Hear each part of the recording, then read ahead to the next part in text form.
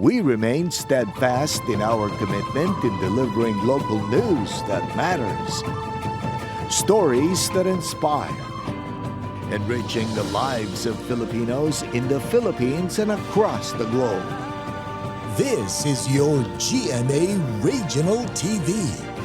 Buong puso para sa Pilipino. Mga balita, gatututukan, subong sa One Western Visayas. Tuyo nga pagdakop sa sospek nga nagtiro sa negosyante sa Miag-Aw, Iloilo. Nagtugas ang tensyon. Sospek patay sa nagbato sa kapulisan.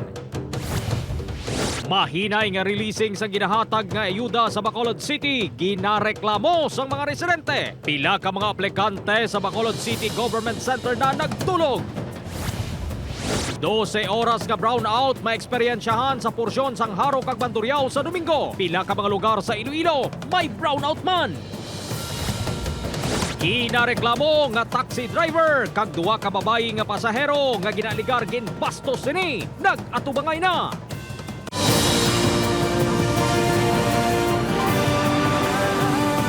Ini ang GMA Regional TV 1 Western Visayas. Mayong hapon, ini ang One Western Visayas, masaligan sa saransang kamatuoran kagulas sang ginadampigan. Ako si Jethro Charlatan, live sa GMA Iloilo Station. Magadulong sa inyo sa pinakadako kag komprensibo nga mga balita sa Kabisayan nakatungdan. Ako naman sa Eden Triatos kag live kita di subong sa bahin sang Barangay 16 sa Bacolod City. Ag makaupod man naton sa pagdulong sa balita dugay-dugay si Kapuso Kim Salinas live sa Barangay Tabuk Suba, Haro, Iloilo City.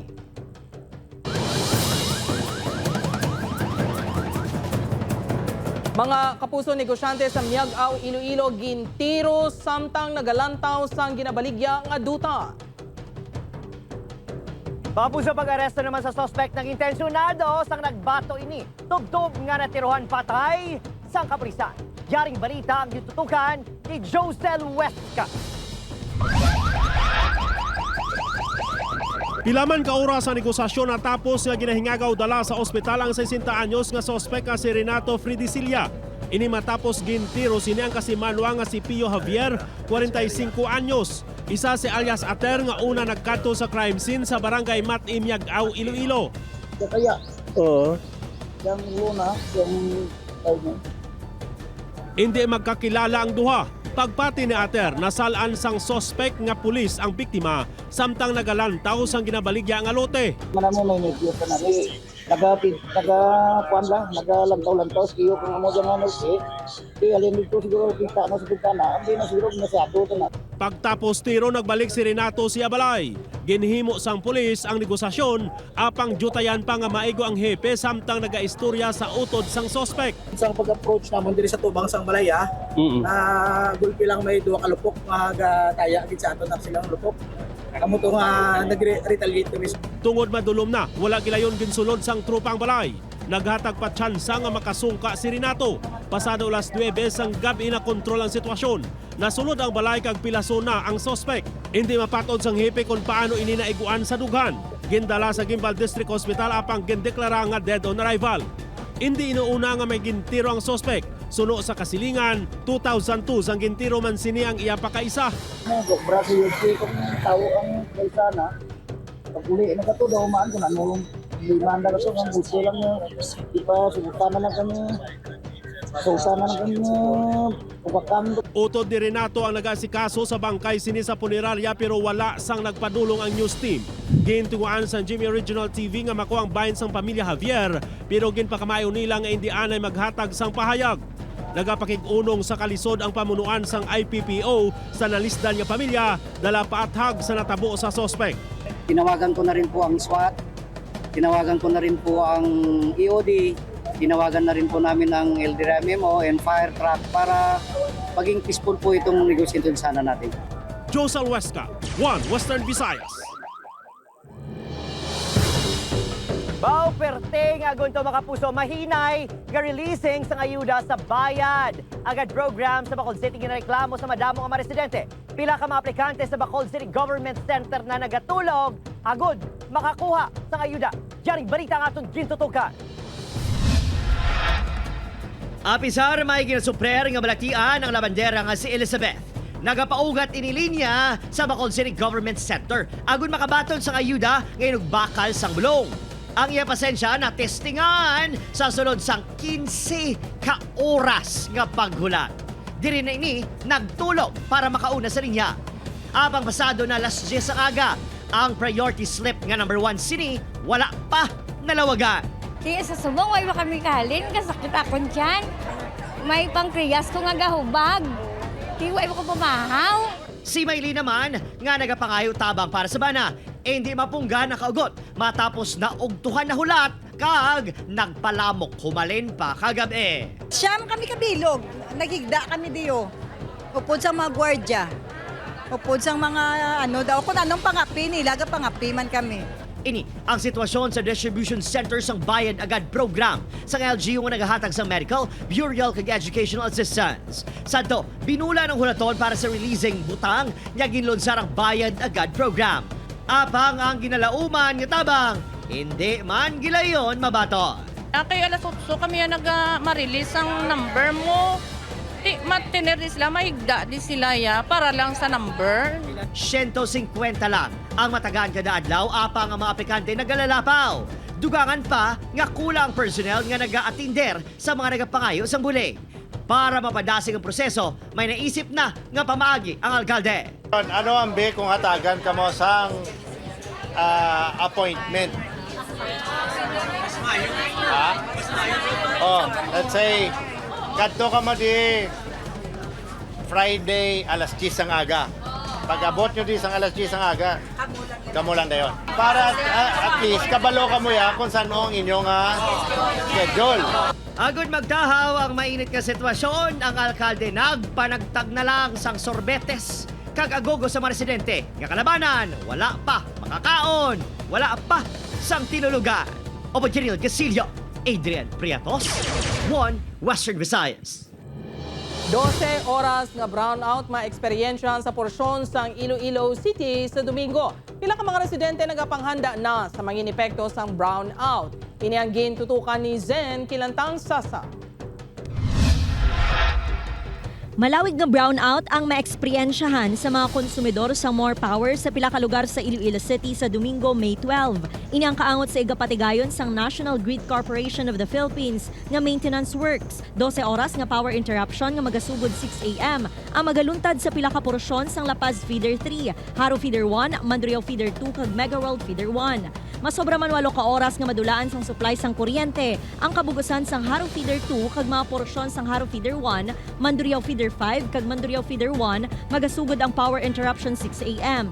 Ang maintenance works ng NGCP ang igapatigayon sa 50 MVA transformer number 2 kag high voltage equipment sa Iloilo substation. Bangod sini nagapanghanda na ang mga residente ilabi na nga tuman kainit ang tiyempo. Si Maria Fe maumpisa na sa paghimo sang ice para masiguro hindi maguba ang ila pagkaon sa ref. Hindi gid mayo kay lawig-lawig sang oras bala nga mapatay ang kuryente. Di grabe daan subong kainit. So ang nita tapagi nga manguyab-kuyab lang eh. Pero ang problema naman kung may mga stocks kita nga ara sa freezer, matunaw lang kay. Ang iban, ihanda na ang kinki bilang alternatibo nga suga in kaso maglawig pa ang brownout. Pati man ang may mga upod sa balay nga nagabalatian. Lablaban ni pas may mga tikula nga may mga blatian. Gapo pa. Okay, kung pag sa mga tikula way ginuot mo tiyo. Way kay paypay. Ipaypayam lang na yan. Hadungan sa power interruption sa Iloilo, pilaman ka mga konsumidor sang Eleco 1 ang madulaan sang kuryente sa Domingo. 9 ka oras nga madulaan sang supply ang mga porsyon sang Barangay Amparo, Maliaw kag Palagon sa Pavia, kag Barangay Palagon sa Santa Barbara. Inya magasugod 8 a.m. 7 man ka oras nga wala sang kuryente sa mga porsyon sang Barangay Balibagan Este kag Weste, Palagon, Buyo, Talungadyan kag Tagsing bangod sa maintenance works nga igapatigayon man sang Eleco 1 kag magasugod 8:30 a.m. Upod kay Cirilo Renduque, Zen Kilantang Sasa, 1 Western Visayas. Mga kapuso, notice to proceed gin-issue na sang Iloilo City DRRMC sa duwa ka water distributors para magrasyon sa tubig sa syudad. Ini ang gintutukan ni Kim Salinas live sa Barangay Tabuk-Suba, Haro, Iloilo City. Kim?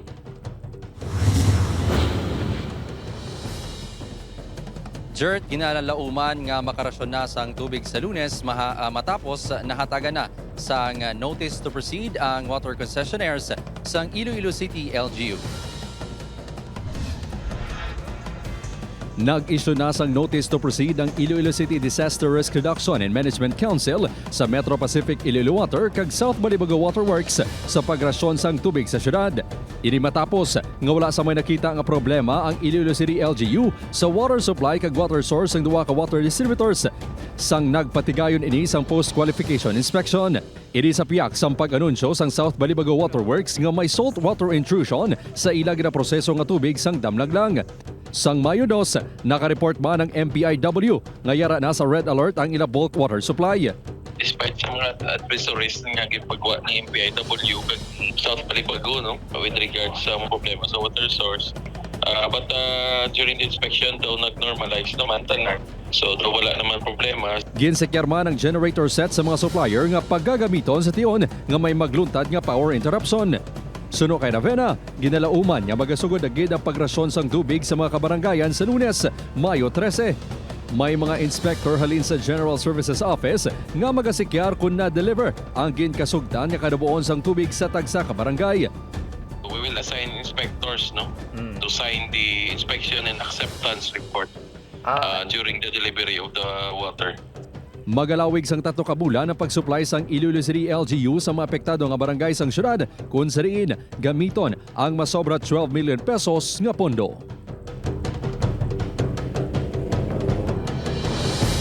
Jert, subong padayon pa nga gina-finalize ang Iloilo City DRRMC ang schedule sang water rationing kag gina-inspeksyon ang kahandaan sang tagsa ka barangay sa pagbaton sang tubig. Jert? Madamo gid nga salamat sa update Kapuso Kim Salinas.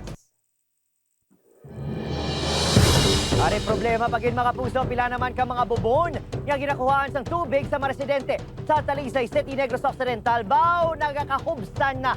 Nakatutok, Aileen Pedreso. Bit-bit ang binagto nga lalabhan nagpadulong sa sapa nga ini si Jinky kag Abyan Sini diri sa Barangay Concepcion sa Talisay City. Apisar malayo, diri pa sila nagapanglaba bangod nga ginakulang na ang tubig nga ila magamit sa ilatag sa kapuluyan. Suno sa iya, bangod tuman kay init sang tiyempo, hindi na bastante ang tubod sang tubig sa ilang lugar. Rason nga hindi man sila makapanglaba. Kung gamiton panahon panglaba, jutay lang mabilin sa amon nga para sa personal naman nga gawi. Ang bubu naman nga ginasaligan sa pamilya Onasco, ang naghubas naman kag halos wala na sa makita nga tubig sa idalo. Kabud lagi dyan nga wala kami tubig nagsubod sang pagtigilinit, wala na kami tubig. Kabud lagi dyan siyempre gabusong ko tapos managubakot. May ginapatigayon na nga scheduled water rationing ang barangay. Naghingyo naman sila sa Talisay City LGU sang dugang nga rasyon sang tubig agud nga malabutan ang mga malayo nga lugar. Ito para at least maka-ideya man kami kung ano pa kitang maguli nga mapalabot naman sa ila. Upod kay Ruel Banggoy, Aileen Pedreso, 1 Western Visayas. Mga kapuso nga Guimaras noon, maghingagaw na sa main events area sa Guimaras Provincial Capital Ground sa Hordan, Guimaras para sa Kapuso Fiesta. Get ready nga makinig sa hugo o kunahugot sa songs ni Asia's romantic balladeer Christian Bautista. Magbanding kay My Guardian Alien star Max Collins. May good vibes man nga dala si Shaira Diaz kag Andrea Torres. Subong na ina. See you mga kapuso!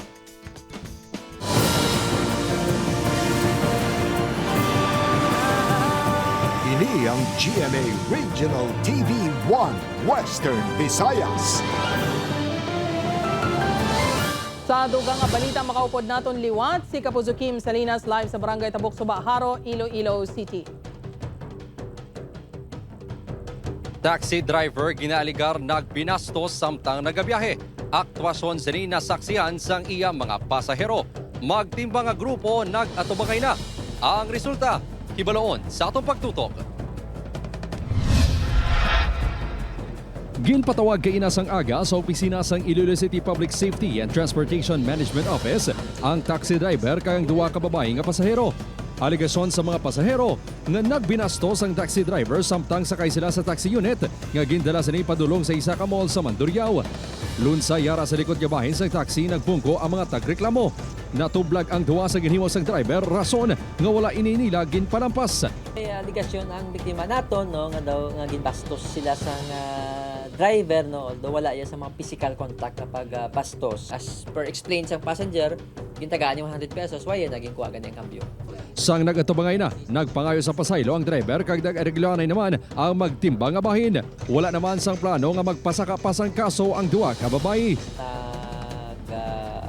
Pangayo na pasensya ang driver, naging acceptar naman sa aton nga pasayro, no? Pinaka-importante diri na settle na ni siya kag natanaw naton ano nga mga measures nga kinahanglan naton ubrahon para nga both ang aton nga driver and passenger no in the future matagaan naton sang protection.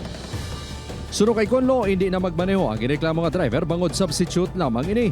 Ang mga taxi driver ang ginapahayag makapila na kabeses garag sa ilo sa mga taxi company. Ang mga pasahero naman ang lunsay professional. Ang regular nga driver sa mga taxi unit nagalaom makuntani. Hindi siya masalaan niya among naghimo sa mga ligasyon para hindi maapektuhan ang iya pagbiyahe. Nagpasalig si Konlo nga ang insidente ang isa lang ka-isolated case kag sa pangkabilugan.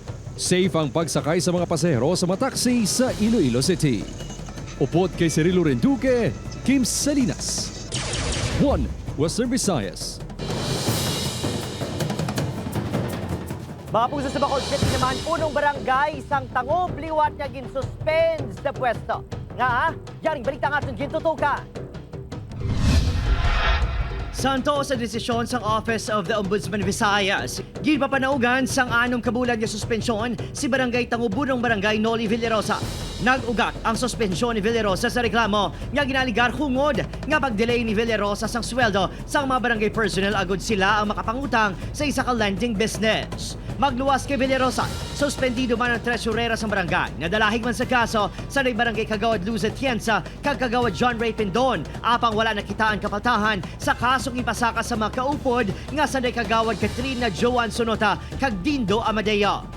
Tuman, kalipot sang sabat ni Villarosa sa panibago sini nga suspensyon sa pwesto.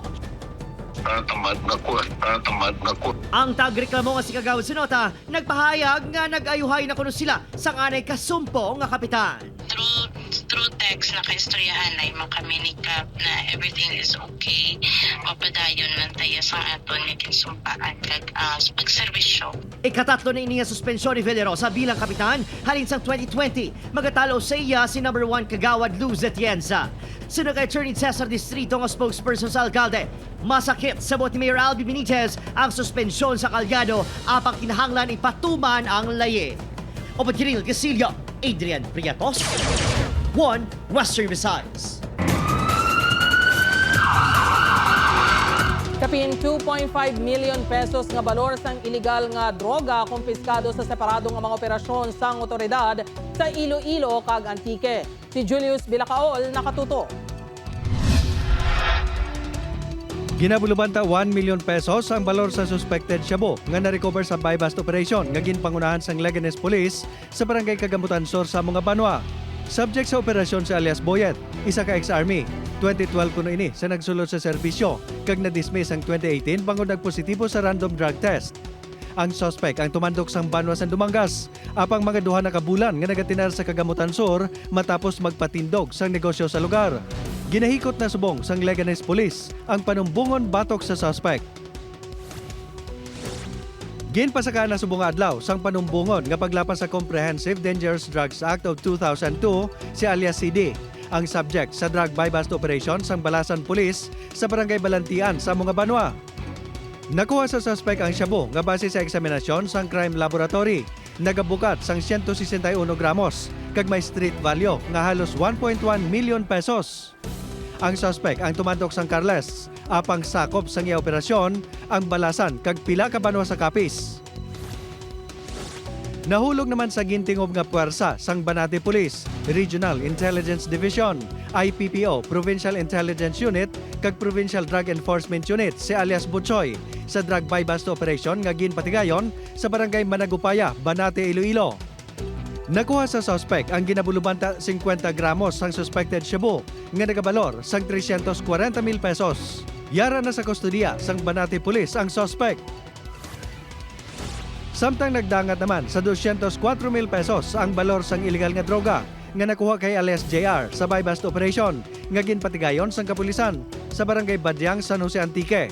Ang suspect ang ginakabig street-level individual. Preso inisubong sa San Jose Municipal Police Station. Julius Bilacaol, 1. Western Visayas. Pagperte, Iloy sa Bacolod City, sa Hanon, ginabuhi ang duha sining kamakabataan sa pagtrabaho bilang konduktor sa modernized jeepney. Samtang pila naman kay estudyante sa Talisay ginpili nga magsulat sa ilang mga Iloy bilang regalo sa mga Mother's Day. Nakatutok Aileen Pedresto. Isa sa mga regalo nga nagapakita sang simple pero dako nga mensahe sang pagpalangga amo ang mga bulak. Sa Talisay City, Negros Occidental, ang estudyante nga si Justin nagsupot na sang kwarta para makabakal sang bulak para sa Iloy.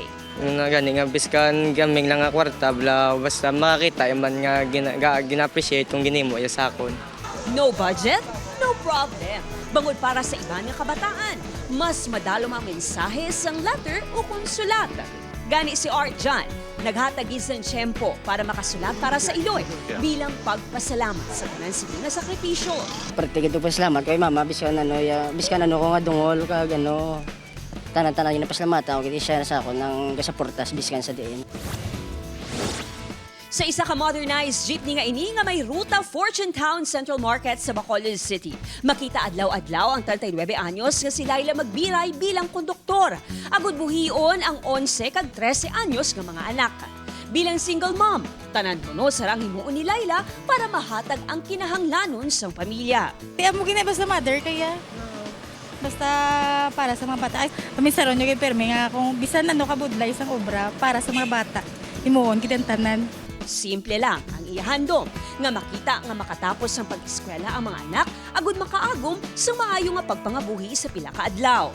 Makatapos sila eskwela. Dayon. Naman na sa para ka pangita sila obra para maging maayo pangabuhi nila sa ulihi. Kasubong niya, tanan masarangan sa mga supermom. Happy Mother's Day, mga kapuso. Upod Garuel Banggoy, Aileen Pedreso.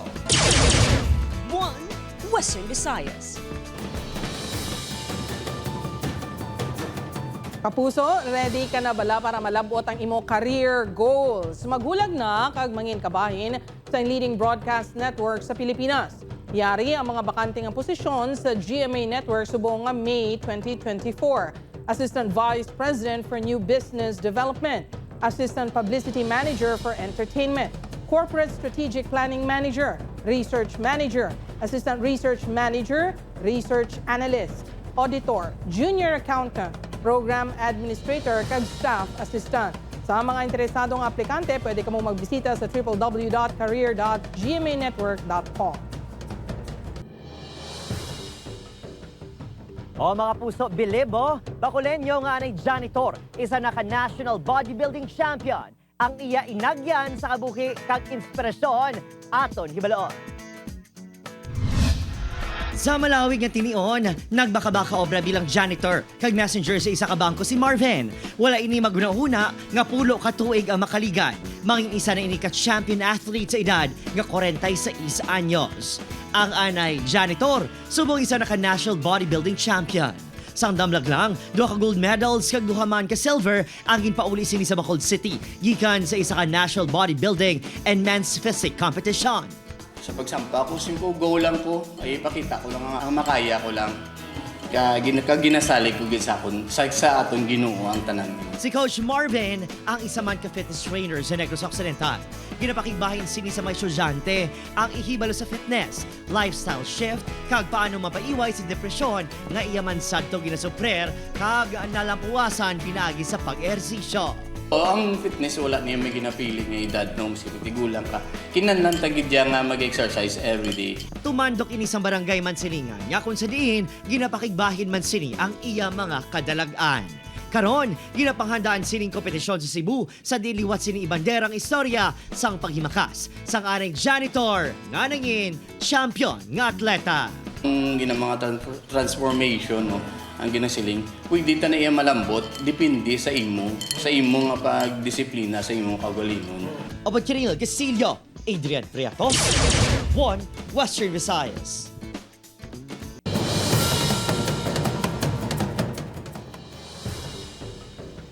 Pito ka mga trabahador ang napatay matapos ginpangluthang sa armado nga mga tawo nga nagsulod sa Gwadar Port sa nabagat na nakatungdan sang Pakistan.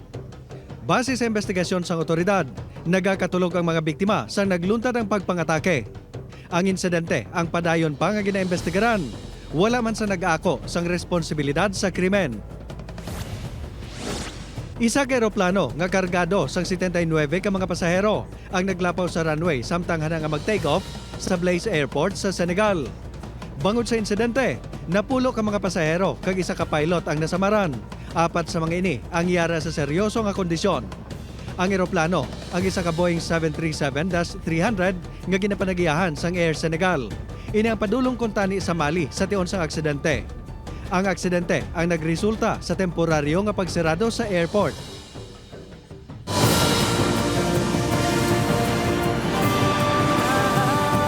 Ini ang GMA Regional TV 1 Western Visayas. Mga kapuso, dreams do come true. Ini ang ginpamatunan ni Miss Universe Philippines Iloilo City, Alexi Brooks, matapos nakagraduar sa kurso nga Bachelor of Science in Business Administration sa National University of the Philippines, Manila.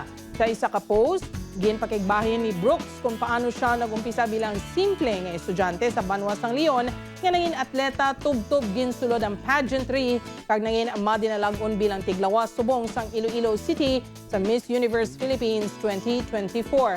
Sa nasambit nga pageant, ginkilala bilang isa sa top 5 sa Up Close and Personal Interview Challenge ang pambato sang syudad. Paginbulahan sa imo, Alexi.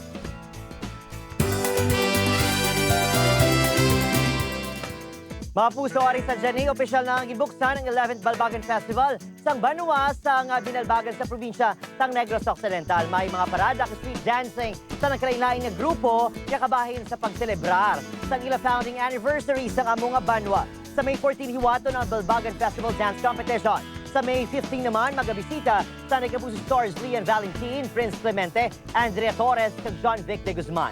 Updanta sila sa Aton Kapuso Fiesta, 7 p.m. sa Binalbagan Concert Grounds. See you there, mga kapuso! Cervical cancer screening ginapatigayon sa Western Visayas. Ginpasangkad sa Department of Health Region 6 ang kampanya Batok Cervical Cancer sa diin target sang ahensyang nga matest ang 73,628 ka kababainhan sa riyon nga nagaedad 30 tubtob 65 years old. Lakip sa testing amo ang pap smear o visual inspection gamit ang acetic acid nga mahimo nga ma-avail sa mga rural health unit. Ang cervical cancer amo ang balatian nga nag-umpisa sa cervix sa babayi kag halin sa human papilloma virus o HPV nga mahimo mapasa pinaagi sa pagpakighilawas. Ang massive cervical cancer screening ang magadugay tubtob sa Hulyo. Activate na naman ang ating mga LGUs to have a cervical screening sa tanan ng dijang LGU. So our cervical screening are already and will be available sa ating mga rural health units. Ginaprobahan na ni Iloilo Governor Arthur Defensor Jr. ang resolusyon sa Provincial Disaster Risk Reduction and Management Council nga nagarekomenda sa pagdeklarar sang state of calamity sa probinsya sang Iloilo bangod sang epekto sang El Nino. Suno sa PDRRMC, matapos nga mapirmahan sang gobernador, isumiter sa sangguniang panlalawigan. 79 million pesos nga pondo nga kuhaon sa Calamity Fund nga pagagamiton sa pagbulig sa mga apektado nga pumuluyo. Ginalauman nga ipatigayon ang deklarasyon sa session sa sangguniang panlalawigan sa Martes, May 14. So, multi-source siya ang budget requirements siya. Kaya nga doon, Quick Response Fund, of course, may lanin niya patang palabot doon, which nga ang Quick Response Fund na doon, actually, naka-earmark din na siya sa kuan sa for relief goods bala. Para ma-fast track expeditious release sa mga relief goods. Amo na siya.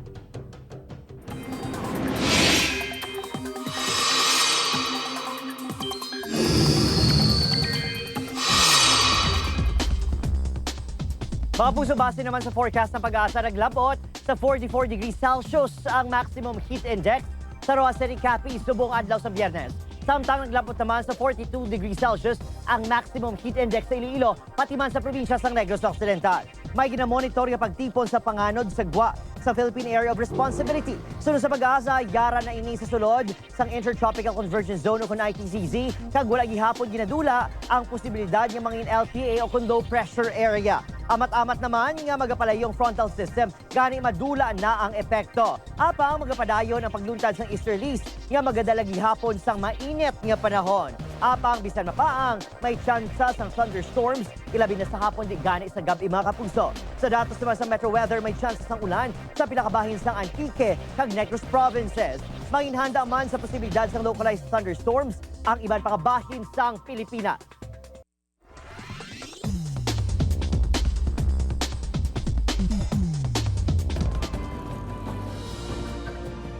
Sa aton mga kapuso diri sa Western Visayas, nagsubong man sa aton mga kapuso abroad, madamo ginya salamat sa pagtutok. Ako si Eden Priatos, happy weekend! Kapuso, mag-isa kita kaghibaloon ng mga balita tungod Local News Matters. Ako si Jethro Charlatan, ini ang One Western Visayas, bugos nga puwersa para sa mas dako nga misyon, kag mas masangkad nga pagserbisyo sa pungsod.